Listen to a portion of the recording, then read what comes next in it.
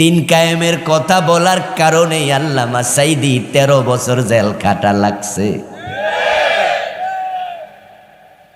আল্লামা সাঈদীর যে ব্যবহার, উনার যে ভাষার জাদুকরী ছন্দ, উনার যে শব্দ ঝংকার, উনার যে কণ্ঠস্বর, উনার যে আকর্ষণীয় শব্দমালা, বলার বাচন ভঙ্গি, উনি যদি শুধু নামাজ রোজার ওয়াজ করত, তাসবিহ তাহলিল জিকির পর্যন্ত সীমাবদ্ধ থাকতো, আর মুরিদ বানাইতো পীর হইয়া, জেলে যাওয়া দূরের কথা, উনার মতো মুরিদ বাংলাদেশে কোনো পীর সাহেবের হতো না।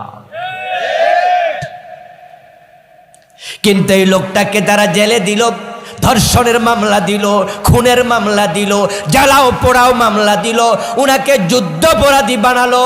তো আমাদের সালাহ হুজুররা ভাবে যদি আমি নামাজ রোজার ওয়াজ করি এ পর্যন্ত ঠিক আছে, দিন কায়েমের কথা কইলে তো আমার ফিরালি ছুটটা যাইব, আমার খানকায় মুরিদ কমে যাবে, আমার মাহফিল 144 জারি হবে। তাই বক্তা ভাবে সব ওয়াজ করমু, দিন কায়েমের ওয়াজ করমু না।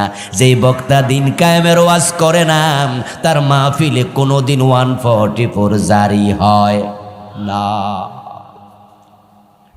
বরং আমরা এমন 2-4 জন বক্তাকে চিনি যাদেরকে বিগত সরকার, এ পতিত স্বৈরাচার সরকার, তাদের স্বরাষ্ট্রমন্ত্রী সুদ্ধা এরকম পাশে বসে ওয়াজে দাওয়াত দিয়া নিয়া নিজেরা ওয়াজ করাইছে। আমরা ওয়াজে গেলে লাড়ি লইয়া ধরে নি মারে, আর ওই হুজুরে ডাইকাই না ওয়াজ করে। ও দোস্ত, দিন কায়েমের ওয়াজ সবাই করবে না, সবাই করতে পারবে না, এটা বড় কঠিন কাজ। আল্লাহ তাআলা বলছে দিন কায়েম করো, তারপর বলছে ওয়ালা তাতাফাররাকু ফী,